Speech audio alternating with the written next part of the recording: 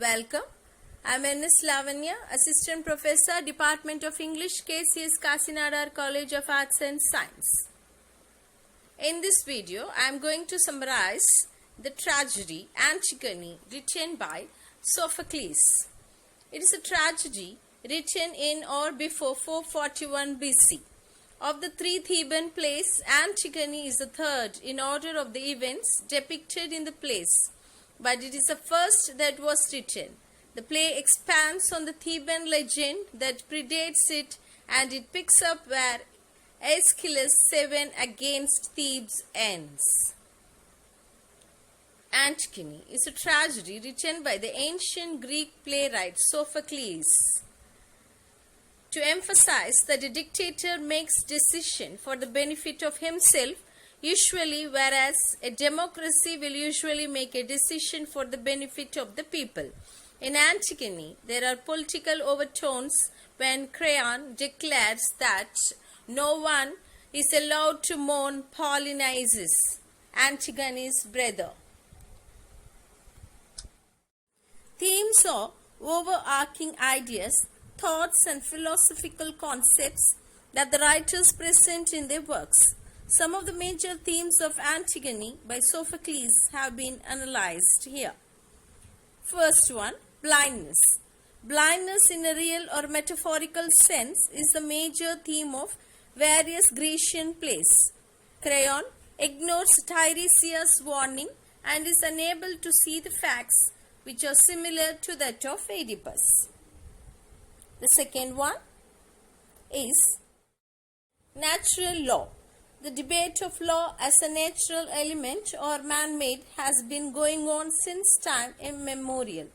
Creon, as a king, has assumed the role of a lawgiver as was considered during those times. Third one is political and family loyalty. Greeks were aware of the rights and duties of a citizen and the role of a family in a state. They were also aware of how a citizen should behave politically. Both the characters of Sophocles, Antigone and Creon represent political as well as family loyalties in the play. The fourth one is pride or arrogance. Arrogance or pride is despised by the Grecian gods as shown by Sophocles in his plays. When Creon says that he has the power to create a law and that he believes that divine will is at his back, it is a pride. As humans are not supposed to be law creator, law nor have the divine right. The fifth one is feminism. The very title of the play shows that it is about Oedipus' daughter Antigone. The next theme is civil disobedience. Civil disobedience is another major theme of the play. Creon argues his case that whatever he says is a law and that must be obeyed as it is the foundation of justice. The next theme is free will and fate. Even before the play, Oedipus was caught between free will and fate that the gods have decided for him. When Oedipus was about to die, he prophesied that his sons would kill each other, and when Tiresias comes to Creon, he warns him about his wrong decision of not permitting burial. However, Tiresias has stated that now the fate has been sealed, yet Creon has a free choice to redeem himself. The next theme is threat of tyranny. The Greek city-states were inimical to the threat of tyranny. Citizens looked at just tendencies with a bit of antagonism. The next theme is power. Creon uses his power as a ruler to stop the rebellion and avoid death sentences. And the next theme is feminine rivalry. Antigone and Ismene are daughters of doomed Oedipus, while Ismene seems reasonable and coward in the face of the mounting pressure. Antigone seems more confident than her sister. The play begins thus. It's a night time in Thebes. The Thebans have defeated an invading army from Argos. During the fighting, the two sons of Oedipus, Polynices and Eteocles, have died. each killing the other as they fought for opposing sides. Polynices, the older brother, led the army from Argos in an effort to try to regain the throne of Thebes, which he lost years earlier when Eteocles overthrew him. Now that both brothers have died, the brother's uncle Creon is the king of Thebes. Oedipus' two daughters, Antigone and Ismene, discuss their grief in the palace. The outraged Antigone tells Ismene that Creon has decreed that the slain attackers will not be given proper burial rites. Eteocles, who defended Thebes, will be buried with military honors, but Creon has ordered that Polynices' body will be left unburied for animals to eat. In addition, Creon has commanded that anyone who attempts to bury Polynices' body will be put to death. Angry and defiant, Antigone challenges Ismene to help her bury their brother Polynices. Ismene is frightened both of Creon's decree and of her sister's rash words. She begs Antigone to think of all of the tragedy that has already befallen their family and to recognize that they are women with less power than men, particularly the king. She says that they must obey Creon's law. Antigone responds that she won't let Ismene join in the glory of burying their brother even if Ismene changes her mind. Though Ismene reminds Antigone that she would be defying the laws of the city by burying Polynices. Antigone argues that burying Polynices is obeying the laws of the gods, which demand that her brother be given a proper burial. Ismene continues to plead with Antigone, but Antigone only grows angrier with her and more determined to defy Creon's decree. Antigone challenges Ismene to tell the world what Antigone is about to do, and then she exists. Ismene says that though she thinks her sister is irrational, she loves her and exits. Chorus enters. They are elder citizens of Thebes. They offer a chant to the rising sun and tell of the battle in which Thebes defeated Polynices and his attacking army from Argos. They speak of Geas, who they believe helped to defend Thebes of the goddess Victory, and then call on Dionysus, god of the dance, to celebrate their victory. Creon enters and addresses the chorus. Creon explains that after the death of Oedipus' two sons, he is now king and the ship of state is safe. He gives a speech about the character of a leader. A leader must take the soundest policies and put nothing above the good of the state. He declares that Eteocles will receive a burial with military honors, but that the body of the traitorous Polynices will not be dignified with a burial, but will instead be left out to rot, an obscenity for the citizens to behold. A sentry enters. He is afraid to speak because he brings bad news and is afraid of Creon's reaction, but is at last persuaded to say what he knows. The sentries have discovered that someone has given Polynices' body burial rites. The body is not fully buried, but it is covered with a sprinkling of dry earth. The leader of the chorus suggests that this might be the work of the gods. This idea sets Creon into a rage. He accuses the sentry of having been bribed to allow the burial rites to take place. He threatens to torture the sentry if the sentry does not find the man who buried this dead body. Creon exists. The sentry considers he's had a lucky escape and swears he will never come back to Thebes. Now chorus offers a chant on the nature of man. With their capacity for hard work and their ingenuity, humans can conquer every obstacle except death. When a man makes laws and combines them with the justice of the gods, his city will prosper and he will become great. But when he strays from the laws of the land and the laws of the gods, he will become an outcast. Now, the sentry returns, escorting Antigone. He calls for Creon and presents Antigone as the culprit who defied the law and gave burial rites to Polynices. Creon is doubtful. The sentry tells the story of how he and his colleagues removed the dirt from the body and then sat in wait. As they watched, a sudden whirlwind lifted a cloud of dust. When the dust settled, they saw Antigone standing over the body, screaming because she saw that it was bare. She then poured handfuls of dirt on the body as the sentries came down and seized her. Creon asks Antigone if she denies this charge. She does not. Creon dismisses the sentry and asks her if she was aware of his decree that no one should bury Polynices. She says that she was fully aware.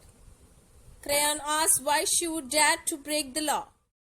Antigone says that Creon's law was not the law of the gods of the underworld, the gods of death and burial, whose laws form unwritten ancient traditions.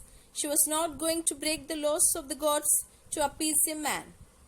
She further says she knows she must die since she has already known so much sadness in her life. She says she welcomes death and is not afraid of it, but she could not bear to leave her brother to rot, and if Creon thinks she is acting stupidly, she says that because Creon is a fool. The leader of the chorus notes that Antigone is as passionate and stubborn as her father. Creon responds that he will break her stubbornness and that he refuses to let her go free, which would make it appear that he had been defeated by a woman. He declares that Antigone and her sister, whom he also feels is guilty, will suffer a terrible death. Antigone is unfazed and says that to die for the act of bringing honor to her brother will bring her glory. She adds that the citizens of Thebes support her actions and would speak up in her favor if they were not afraid of Creon. She calls him a tyrant. He asks how Antigone can honor Polynices, who killed her other brother, the patriotic Eteocles. Antigone responds that all people must be given the same death rights. It's what the gods command. To Creon's argument that the patriot and the traitor should be treated differently, Antigone says that because they were her brothers, she loved both equally. Creon says that she can love them in hates. Ismene enters weeping and says that she will share Antigone's guilt, but Antigone furiously refuses to let Ismene share in the glory of dying for this cause. Ismene begs Antigone to let them die together. She harshly at first and then more gently continues to refuse to let her sister claim guilt for defying Creon. Ismene turns to Creon and asks him if he had really killed his son Hymen's enchanted bride. Creon says his son can find someone new. Ismene pleads that the two are in love. Creon says that thought of his son in love with a traitor repels him. He breaks off the marriage. Ismene continues to plead for Antigone. Creon tells the leader of the chorus that Antigone must die. Gods take Antigone and Ismene away. The chorus delivers a lyrical chant about the tragedy and ruin of the house of Oedipus. The chant then turns to the power of Zeus, the king of the gods, to lay waste to fortunes and ruin the lives of great mortals. Though humans strive and strive, they but remain subject to the whim of the gods. The chant ends when Hymen, son of Creon, enters weeping. Creon asks Hymen if he comes in anger or obedience. Hymen says he will obey Creon. He is pleased and delivers a lecture on his son's obedience to his father and the importance of not losing one's head over a bad woman. He tells Creon to let Antigone go. Creon says that had he not punished Antigone's defiance of the rule of law, it would be like inviting anarchy to destroy the city. The fact that Antigone is a woman, Creon adds, is a further reason why she must not be allowed to defy him. The leader of the chorus says that this sounds sensible. Haman tells Creon that it is not his place to correct the king, but that the rumors in the street are that the people are sympathetic to Antigone. The people are afraid of Creon, but they believe she should be allowed to bury her brother. Haman asks his father to realize that he may have made a mistake. He pleads with his father not to be so rigid. Creon reacts with anger at his son's offering of advice. Again he calls Antigone a traitor. Haman says the people of Thebes do not see it that way. Creon responds, and is Thebes about to tell me how to rule? Am I to rule this land for others or myself? The king and his son continue to argue. Creon accuses Haman of supporting Antigone against his father. Haman responds that he is trying to keep his father from committing an injustice. The argument grows more heated, and Creon hurls stronger and stronger insults at his son. Haman threatens that Antigone's death will cause another death. At last, Haman rushes away, saying that Creon will never see him again. The leader of the chorus worries that Haman may do something violent. Creon does not care. He decides to spare Ismene, but says that he will take Antigone into the wilderness and enclose her in a vault with just a bit of food. Either the god she seems to love, death will save her, or she may learn at last what a waste of breath is to worship death. Chorus chants about love, a force that can't be conquered, that taunts people and makes them do crazy things. Gods bring Antigone from the palace. The chorus is heartbroken at the sight of her. Antigone laments her fate and the fact that she will never experience the joys of marriage. She further laments the horror of her coming death.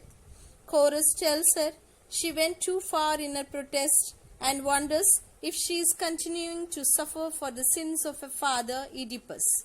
The mention of her father and his fate stirs Antigone to more intense mourning. The chorus tells Antigone, your own blind will, your passion has destroyed you.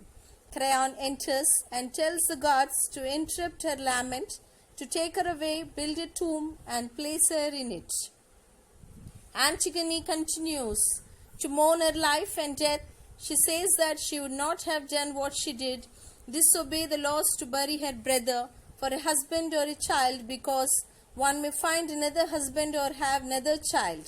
But because her parents are dead, she will never have another brother. As she is led away, Antigone calls out that she is being punished for her devotion to the gods. She then begs the gods to punish Creon as terribly as he is punishing her if they agree with her that Creon has defied their laws. Now the chorus again chants about other figures of mythology who were entombed alive. All of them were kings or children of gods, yet even they could not escape their fates. Just Antigone cannot escape hers.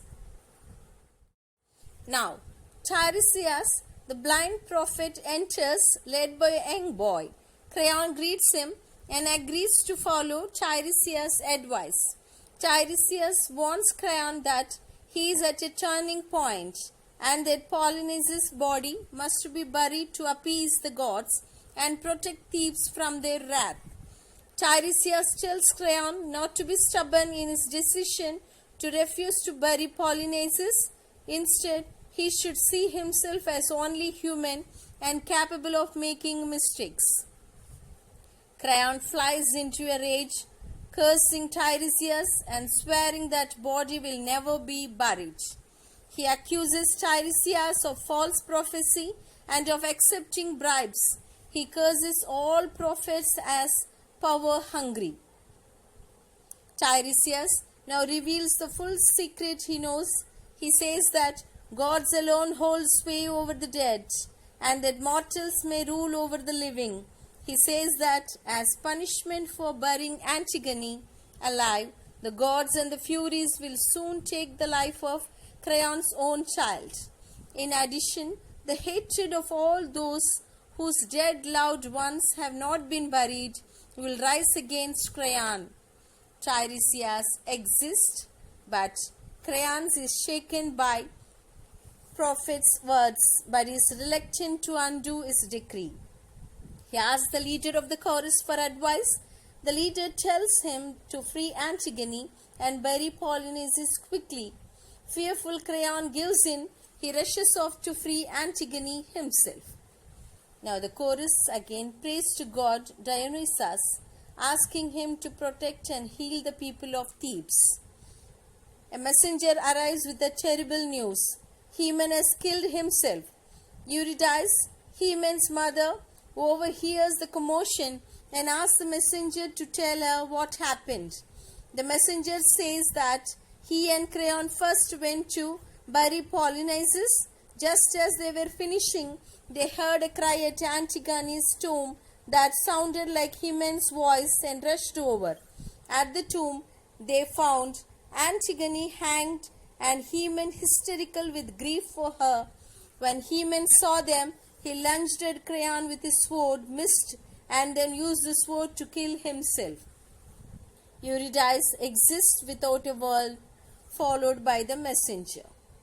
Creon and his attendants carrying a body of Hymen and is almost mad with grief. He berates himself, calling himself his son's killer and his son the victim of Creon's stupidity. As Creon weeps, the messenger returns with the news that Eurydice, the queen, has killed herself. The messenger says she killed herself at an altar while cursing Creon and his pride for causing the death of their son. Creon calls for his attendants to take him away.